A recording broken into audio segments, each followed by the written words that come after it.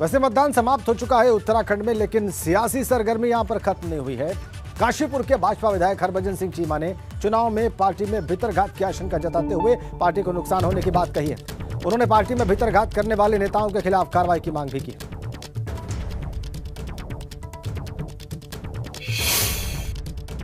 हमारा विरोध नहीं है कुछ इस बार कुछ पार्टी के गद्दारों ने पार्टी का विरोध किया है।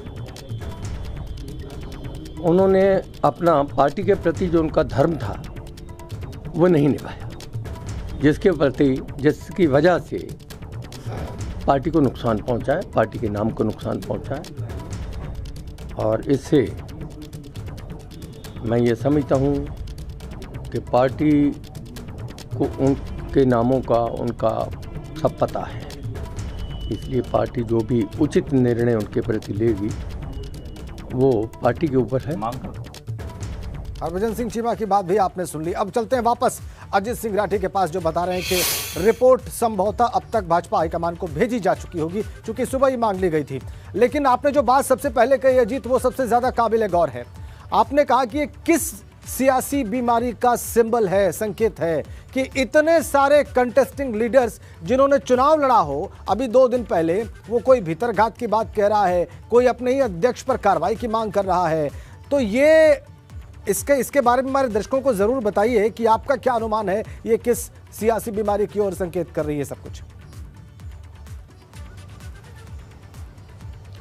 राजन, देखिए, जितना हमारा आपका और बाकी लोगों का तजुर्बा है उसमें जो चुनाव होते हैं, चुनाव के बाद जो शिकवे शिकायत और भीतरघात के आरोप लगते हैं, तो वो उसके पीछे एक ही कारण होता है कि संबंधित प्रत्याशी को कुछ ना कुछ नुकसान हुआ है।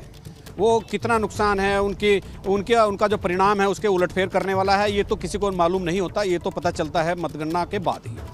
लेकिन देखिए राजेंद्र, मैं आपको एक बात और बताना चाहूँगा, चूँकि हम अपने दर्शकों से एक बात लगातार कह रहे हैं कि हम इस संजय गुप्ता के इस वीडियो की पुष्टि नहीं करते हैं, और ये चूँकि हमारा एक एथिकल सिस्टम भी है कि हम इस बात को कहते भी हैं, कहना भी चाहिए।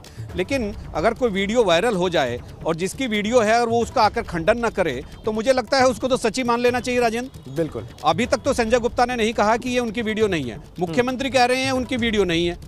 तो मतलब मुख्यमंत्री तो सफाई दे रहे हैं कि उनकी वीडियो नहीं है, फर्जी है, लेकिन संजय गुप्ता ने एक बार भी इस वीडियो पर यह टिप्पणी नहीं की ये मेरी वीडियो नहीं है, फर्जी वीडियो है। तो मुझे लगता है कि एक अनुमान के तौर पर इन सब परिस्थितियों को, अगर चूंकि सर्कमटेंशियल एविडेंस भी कोई चीज़ होते हैं, तो उनके हिसाब से मुझे लगता है कि संजय गुप्ता की वीडियो है, चूंकि तीसरा दिन है आज और संजय गुप्ता ने इसका कोई खंडन नहीं किया है। जी। और चौथी बात यह है राजेंद्र कि भारतीय जनता पार्टी के भीतर जिस तरह से भीतरघात की शिकायतों का एक अंबार लगता जा रहा है, और जिस तरह से संजय गुप्ता ने मदन कौशिक को गद्दार बताया है, जी। और जिस तरह से संजय गुप्ता मुख्यमंत्री के बेहद करीबी लोगों में शुमार है, तो मतलब उससे ऐसा लगता है कि समन्वय की पार्टी में कहीं कमी आ गई है। और चुनाव में चूंकि इनके जितने भी कोर कमांडर थे, चाहे मुख्यमंत्री हो चाहे मदन कौशिक हो, वो इस तरह से चुनाव लड़ रहे थे कि वो अपनी अपनी सीटों पर फंस गए थे। और संजय गुप्ता के चुनाव प्रचार में तो मुख्यमंत्री स्वतः ही कई बार गए हैं। तो ये जो एक टॉप लीडरशिप का समन्वय स्थापित करने का काम है, मुझे लगता है वो उसका वही करने का प्रयास होगा यहाँ पर टॉप लीडरशिप का, निश्चित रूप से।